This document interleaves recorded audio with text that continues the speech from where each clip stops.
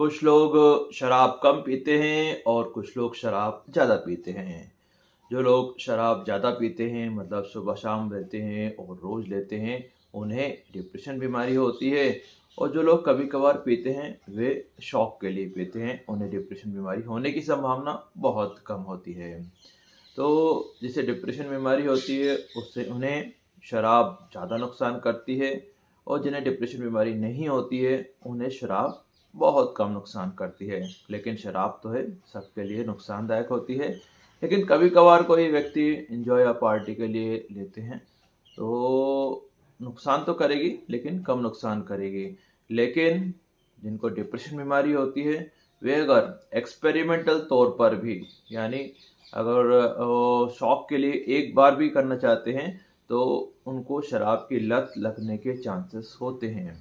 और डिप्रेशन बीमारी जो होती है वो दुख और उदासी नहीं होती है, ये एक बीमारी होती है हमारे मन की, जिसे 99% लोग समझ नहीं पाते हैं। और ये सामान्य जनसंख्या में 10% लोगों को होने की संभावना होती है।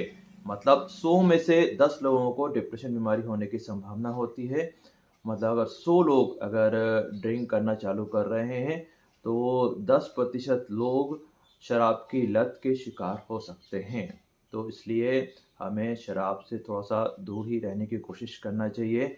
जब भी वो साल में 1-2 बार से या महीने में 1-2 बार से ज़्यादा बढ़ना शुरू हो जाए तो सतर्क हो जाना चाहिए। सिर्फ पार्टी तक सीमित होना चाहिए। अगर महीने में 1-2 बार से ज़्यादा हो रही है तो सतर्क होना बहुत बहुत ज़रूरी है। अगर हम किसी की शराब की लत कम करवाना चाहते हैं तो हमें डिप्रेशन बीमारी का इलाज ज़रूर करना चाहिए। बिना डिप्रेशन बीमारी के इलाज के शराब की लत कम करवाना बहुत बहुत मुश्किल होता है। और ध्यान रखिए, एकदम से किसी की शराब ना छुड़वाएं।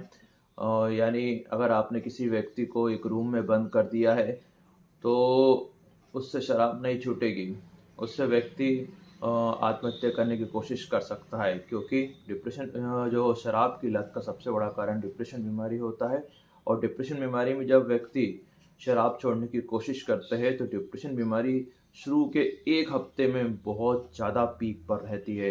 इसलिए ध्यान रखिए, रूम में बंद करने की कोशिश कभी भी ना करें। धीरे धीरे शराब छुड़वाने की कोशिश करें, एकदम से शराब छुड़वाने की कोशिश बिल्कुल भी ना करें।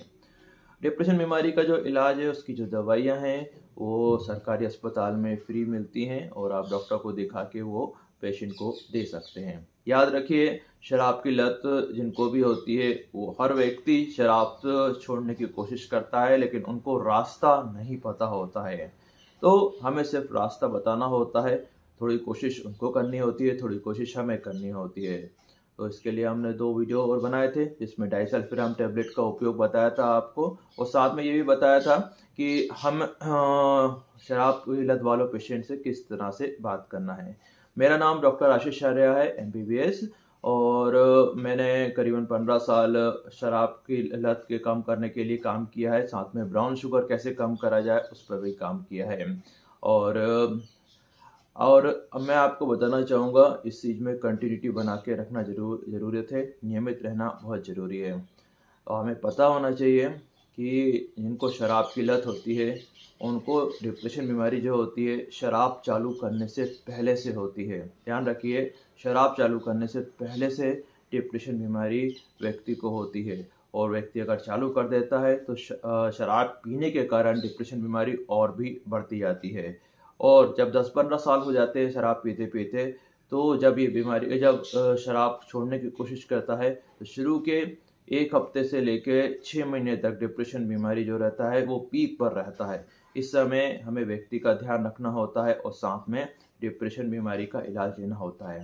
ध्यान रखिए, जो लोग शराब कभी-कभार पीते हैं, महीने में 1-2 बार या हफ्ते में 1-2 बार थोड़ी बहुत अमाउंट में, उन्हें डिप्रेशन बीमारी नहीं होती है। लेकिन जो लोग शराब बहुत ज़्यादा पीते हैं उनको डिप्रेशन बीमारी होती है, और साथ में 7-8 बीमारियाँ और भी होती हैं।